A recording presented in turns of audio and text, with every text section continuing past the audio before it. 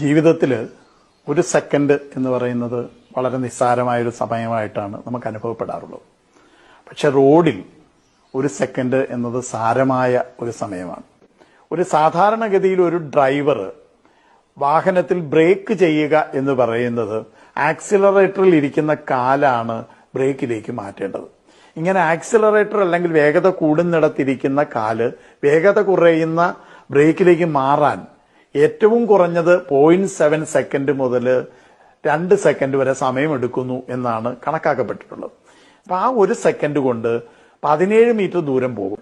അതേപോലെ ഒരു കാൽനടക്കാരനായ ഞാൻ തിരിച്ചറിയേണ്ട മറ്റൊരു പ്രധാനപ്പെട്ട ഒരു കാര്യമാണ് ഒരു ഡ്രൈവറുടെയും കാലേ ബ്രേക്ക് ഇല്ല എന്നുള്ളത്. എല്ലാ ഡ്രൈവറുടെയും കാല് ഇരിക്കുന്നത് ആക്സിലറേറ്ററിലാണെന്നും ഈ ആക്സിലറേറ്ററിൽ നിന്ന് ബ്രേക്കിലേക്ക് മാറാൻ ഒരു സെക്കൻഡ് സമയം വേണമെന്നും ആ ഒരു സെക്കൻഡ് കൊണ്ട് 17 മീറ്റർ ദൂരം ഈ വാഹനം പോകുമെന്നും ആ 17 മീറ്റർ ദൂരത്തിനുള്ളിലാണ് ഞാൻ റോഡ് മുറിച്ച് കിടക്കുന്നതെങ്കിൽ എന്നെ 60 കിലോമീറ്റർ വേഗതയിൽ തന്നെ വാഹനം ഇടിക്കുമെന്നും ഉള്ള തിരിച്ചറിവാണ് ഒരു സെക്കൻഡിനെ വലിയൊരു സമയമാക്കി മാറ്റുന്നത്.